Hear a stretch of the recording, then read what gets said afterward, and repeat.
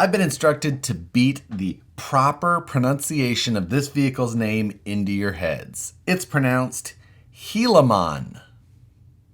Everybody's going to get that right.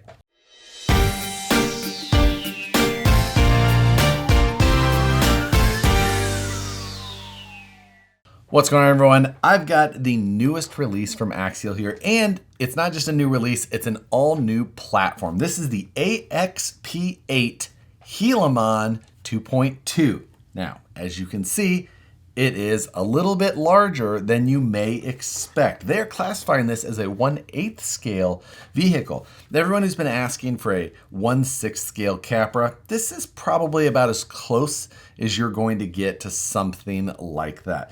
It's a, big wheelbase, big tire, big axle vehicle with a tube chassis in the middle. And today we're going to go over all the specs, all the features. I'm going to give you as many pros as I can and a list of the things that I'm going to consider cons about this new Axial vehicle. So let's jump into the specs of this new thing. Being the larger size that it is, it's also coming with a bit of a larger price tag. This is an RTR only at this point, and it's going to be listed for $579.99 as far as we're aware at this time. Doesn't necessarily surprise me. This thing's got a number of features inside, and some of them may surprise you, something that we haven't necessarily seen from Axial or haven't seen officially released from Axial in a very, very long time. But overall, size-wise, to give you some, kind of comparison, 20 inches of overall length, 12.6 inches of width from the outside of tire to outside of tire, wheelbase 14.5 inches long. These are 2.2 tires that measure about 5.5 inches tall as well. Of course, you've got the plastic tube chassis on top. It does have portal axles, new portal axles. In fact, as you'll see, you won't have seen this exact design previously. So we've got some new things to run across there while we're at it.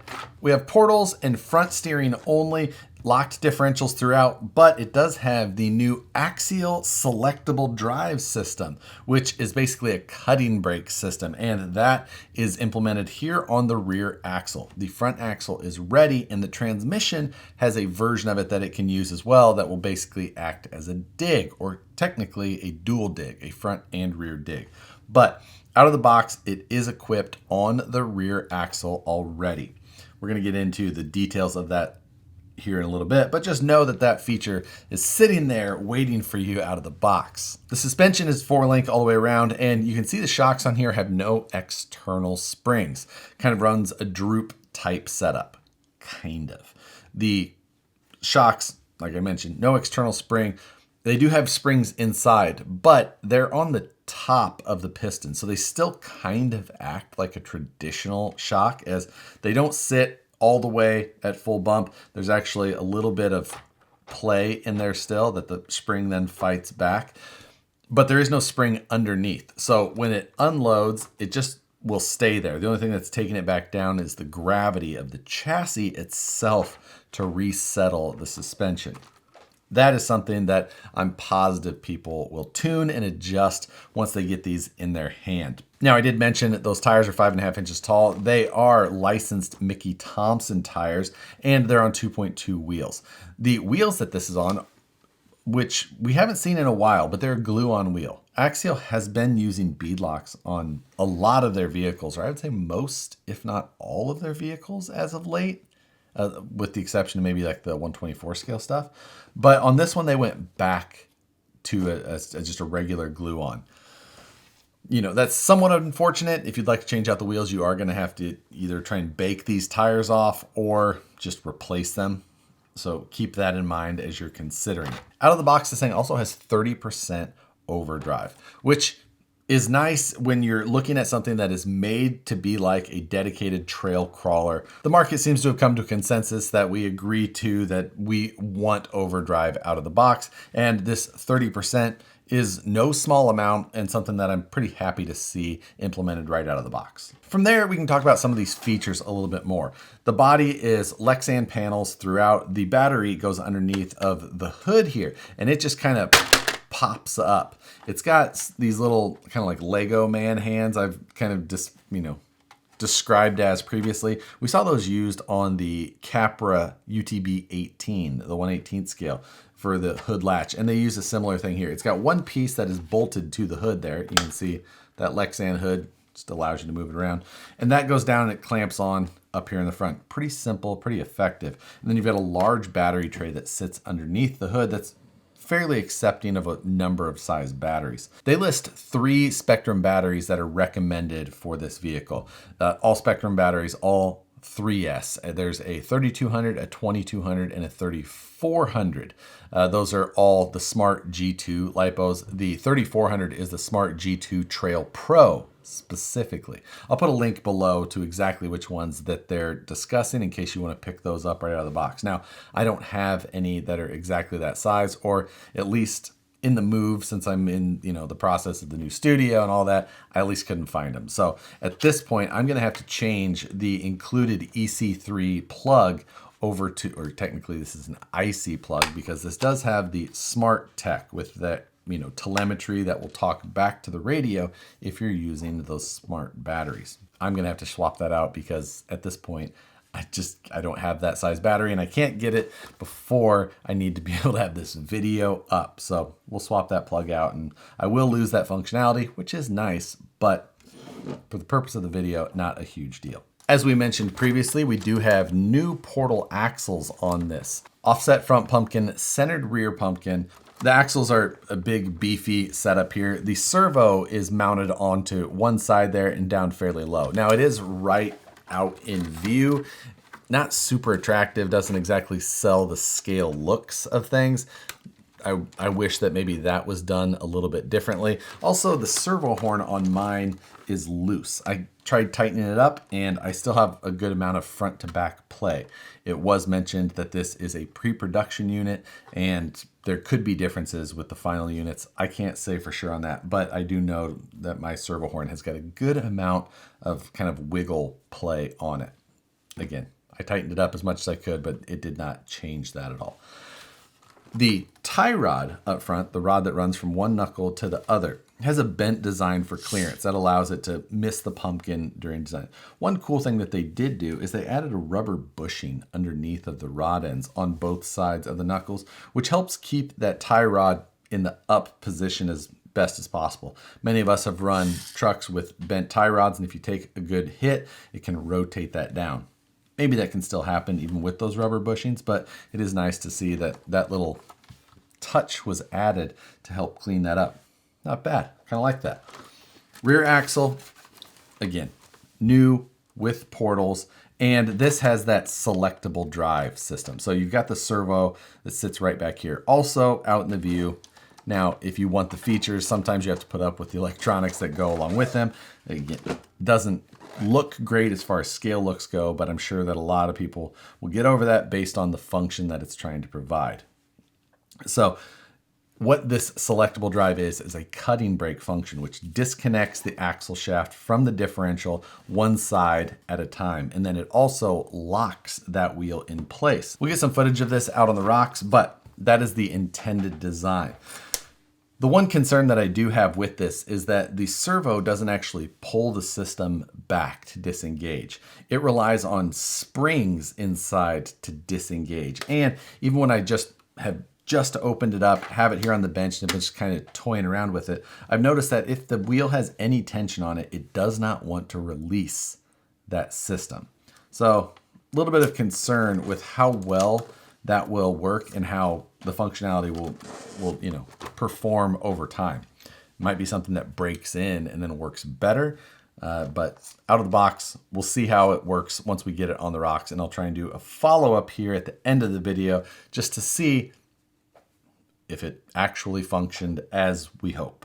The chassis itself is pretty minimal as things go. The size of it overall keeps it looking fairly clean. Nothing hanging out in the back. You could scale things out back there if you want pretty easily, I'm sure. It does have LED rock lights that are in the 4 positions here. 2 in the front, 2 in the back. They are also the RGB rock lights. We saw these made available with the SCX3. They've got 7 colors, and you can toggle through them with a little button that they've got mounted to the back side of the cage work here. well, mounted is a loose term. It's double-sided taped to a round tube, which does not make it a very secure mounting point for this switch. Something I could see maybe falling off here once you're out running it a little bit. But having that 7-color RGB, many of us like RGB. Can't fault them for including that system that they already had on here. The lights themselves are just clamped into place with some tube clamps. Up front, they're sitting up. They're not really rock lights up front. They're kind of like headlights, but they kind of point upward. I don't know. It's a little odd. You can rotate them slightly back, but not really in a direction that puts them too much pointing at what you would want. If you push them all the way back, they kind of aim towards where the tire is. I don't know.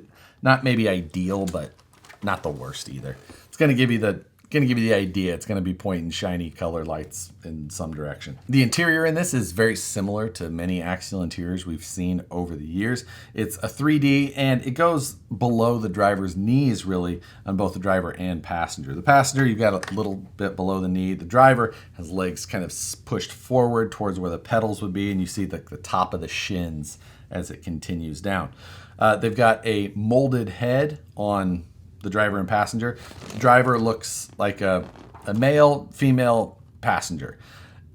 The fit of the driver head onto the interior is a little off, though. It doesn't quite like set onto the interior part where it should. It kind of sits too far forward, like the neck actually hangs off the front of the interior a little bit. Now that could just be the difference of where it was drilled before it was screwed on there. Again, that could be a difference between pre-production units as well. And it's also a pretty minor thing. Beyond that, the interior's got some detail with a molded steering wheel, steering column, and shifters in there.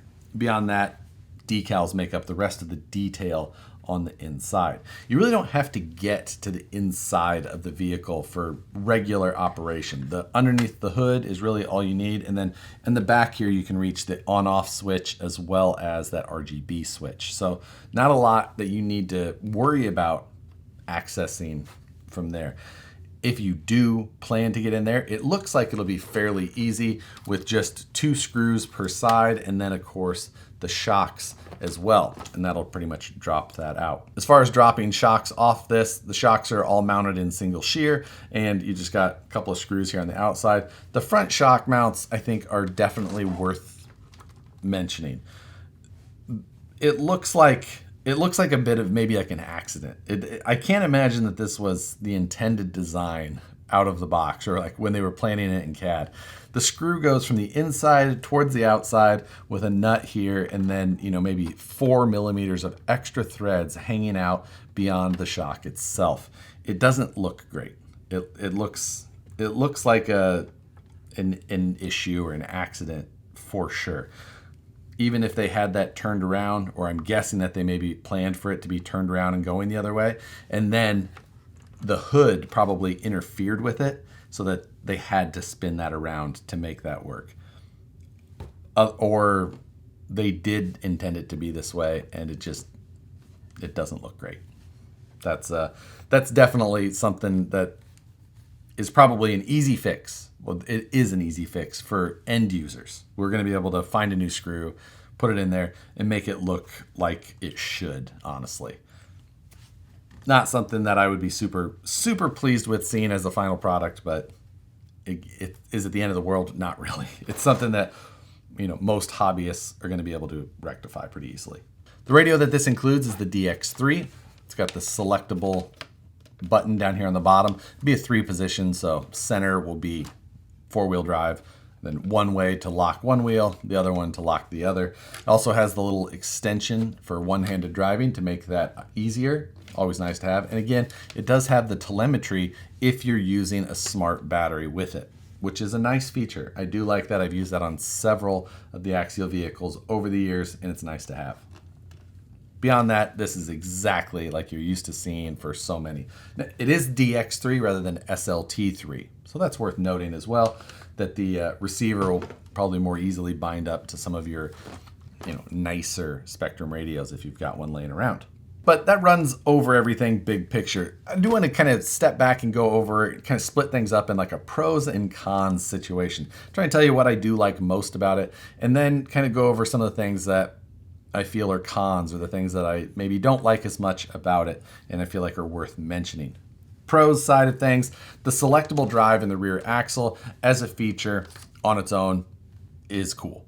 Cutting brakes are something that are commonly used in full-size crawling with selectable lockers and then an actual like hydraulically actuated brake caliper. This is just doing it in a more almost like a simplified way. I don't know how you want to, if you want to call it that way or not. It is not an open diff. It is different than an open diff. It is a selectable locker, or a selectable cutting brake basically, which has its benefits over that.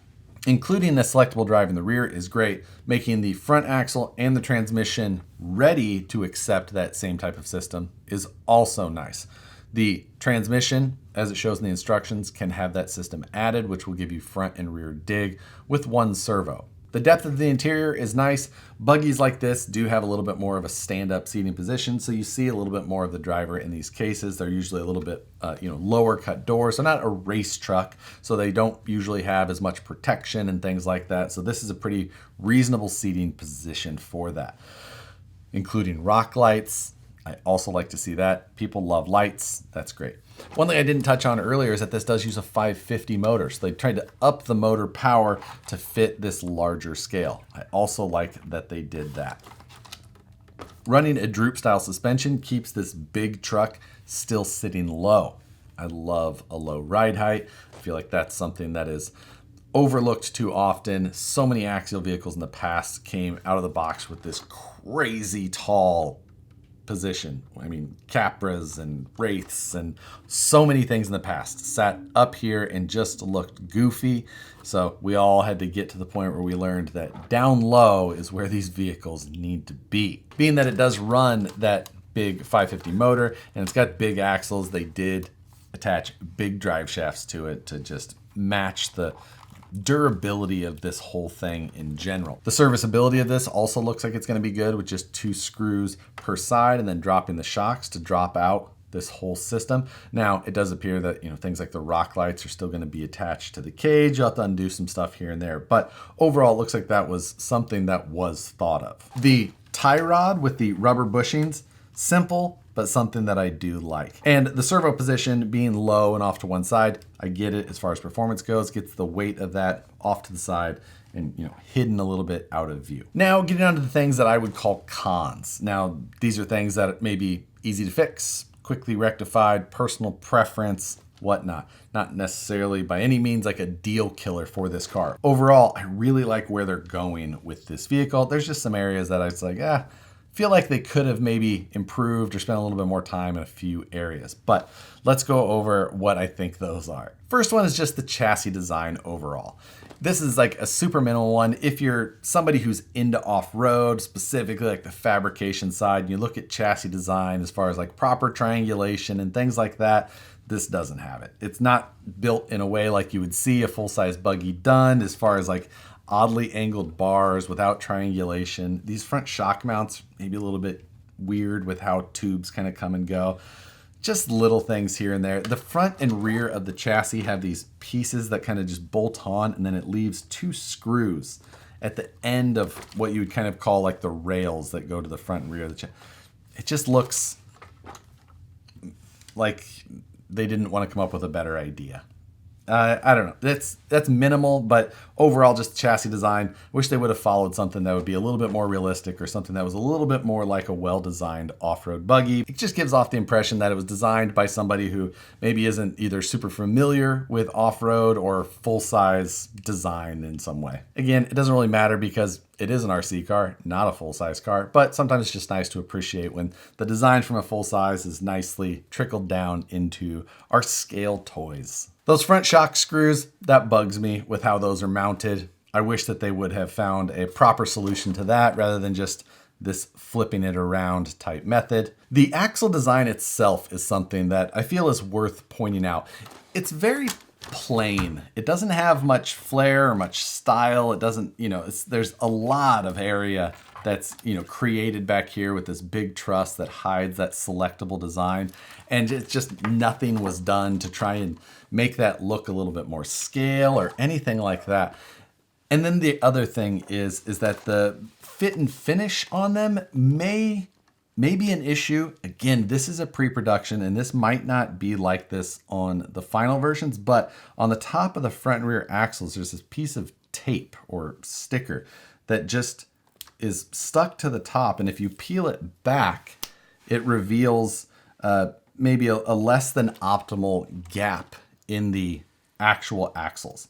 Now, with the sticker on, you don't really notice that. It almost just looks like a shiny portion of the mold. But anytime that you get into these axles, you're going to have to remove that, and you're not going to really be able to reuse that sticker. So you're going to then just have that gap. That's an odd one. I don't know. And again, maybe that is something that we only see on pre-production. Hard to say for sure. The front axle also uses these bent upper links that kind of come in at these funky angles to dodge the motor or the drive shaft, and then they're single shear mounted in the front.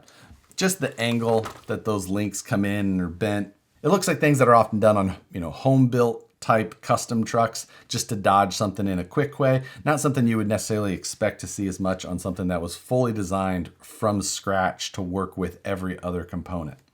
Earlier, I discussed my concerns about that selectable rear drive system disengaging when it's in a slight amount of bind. I just don't know if it's going to find its way to unlock if it's got even just a remote amount of tension. You don't have to hold it very firm at all, and it takes a while before it wants to disengage. Hopefully, once we get it out on the rocks, we can follow up and see if that was or was not the case.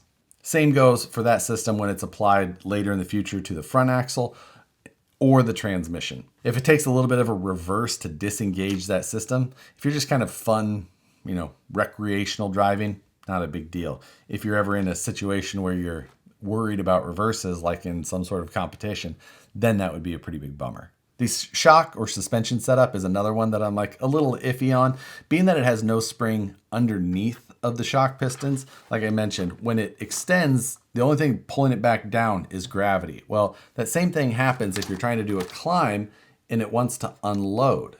Like if I just hold it up there, you can see it extends on its own because gravity wants to pull it that way. When you put a battery and things like that in there, things can get worse at times as well.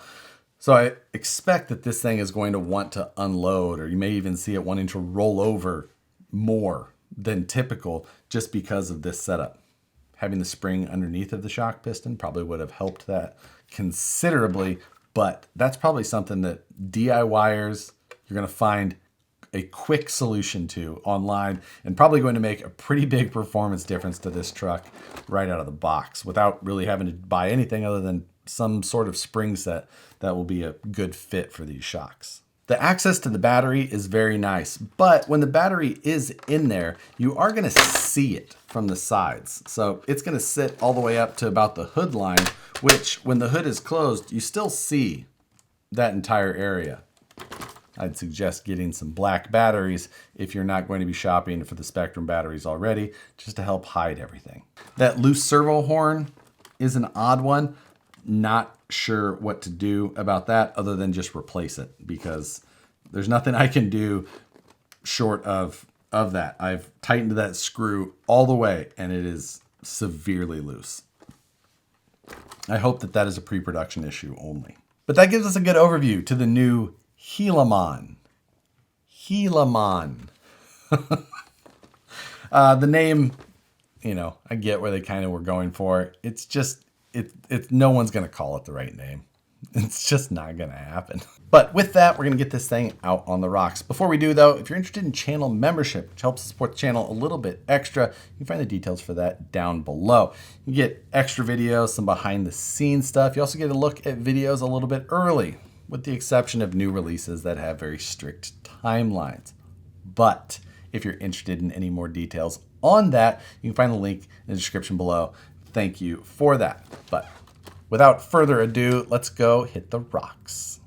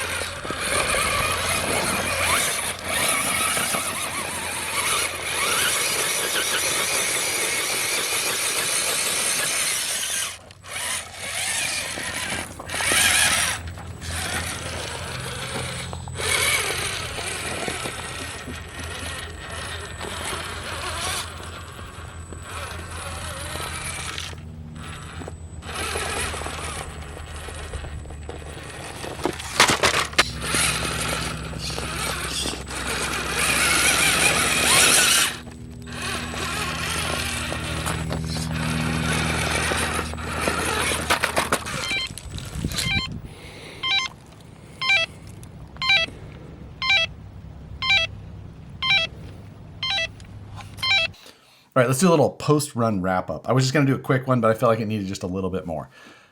Out of the box, I feel like this car is really, really held back by the tires. The tires on this, I didn't really give it much of a thought at first because stock axial tires, for the most part for a while, have been capable. Not great, not comp winners, but out of the box, they've been okay enough. And these tires, in the conditions I was in today, which was dry rocks on rocks that I'm familiar with, just would not hook up. This thing was just fighting to do lines that I feel like I could have done with like a stock base camp. That's not to say that the truck is bad. You could just hear the tires kind of not grabbing, not hooking up, and not pulling forward, which really was kind of frustrating. And I think that a tire change on this will transform this truck just almost instantly. The 30% overdrive with bad tires is a whole different combination of things that I've just never experienced before, because overdrive in itself can have some downsides. You know, it can make side hilling not as stable, things like that. There's a lot of positives to overdrive typically, but when you put bad tires on a car and you have that overdrive, those bad sides just shine through and the upsides don't really get to show themselves much. So I ordered brand new tires. These are 5.5 inch 2.2. So I ordered some Proline Swampers because I think that was the closest that I could find that was in stock and that I could have tomorrow.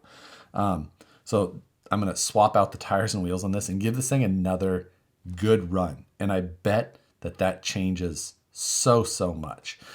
Also, I decided that I'm going to change out the motor. It doesn't need it. It's a 550 can motor. This is a very slow car, like just very crawler, meticulous. You're not going to be shooting many gaps or jumps with the stock system, which isn't a bad thing. It feels pretty appropriate. This is a crawler base. This is based on a full-size buggy that would be a slow car. So that the speed of it does not bother me in the slightest. The cutting brakes work better than I expected, which I'm so happy about. If you test it on a very high grip situation or you crawl in very high grip, it does not work. It does not work well at all. Like it's not hardly functional. It will disengage and lock an axle so that you can do the cutting brake maneuver, but it will not release until you actually go in reverse, because even if you just let off a little bit, there's so much overdrive that it's in a constant bind. It just holds that lock position. But on kind of sandy-ish rocks, things like that, it was actually functioning fairly reliably. So that was good. That was way better than I expected. The suspension needs a lot of work. I expected it to unload more on verticals, wanting to separate and roll backwards. It didn't roll back all that badly. Way less than I expected. I was happy about. Where it did poorly was side hilling. Bad tires, again, could have been a culprit, but this thing rolled over side to side way faster than I expected for something as wide as it is. I think that with new tires on this, new tires and wheels since they're glue on, and some either shock tuning or different shocks in general will transform this car into just a kind of a beast, because it's big and it's going to be able to do these bigger climbs and things like that because of the longer wheelbase. I think things like that will be greatly improved by fixing a couple of those shortcomings. It was really hard for me to test that cutting brake while driving one-handed. So I am going to swap it over. I've got that IXSR from Spektrum, and I think I'm going to try and put it on that first, and just so I can program it so that I can push it one way and it'll stay locked, and then I can recenter it myself. I think that the way they have it set up out of the box is better, but for filming, which is a non-typical situation, it didn't work as well. I don't fault them. I think the way they programmed it on the box was the best way. Beyond that, I couldn't get as good of a feel for it as I hoped because of the tires, and then secondarily the suspension. It feels just in some ways like this car needed more. Well, tires a compound thing. They just allowed it to be a crappy compound, And I'm pretty sure it's just the compound. I don't think that it's the design of the tread, because the rocks that I curl on here, just about everything can work really well, and this should have. So this compound is not their typical.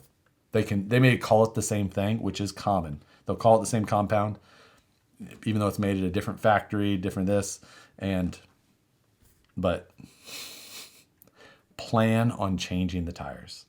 Just telling you, you'll be way happier if you get rid of these tires. I'm pretty sure. You can probably even leave the suspension, change the tires and wheels, and you'll be in a much better place.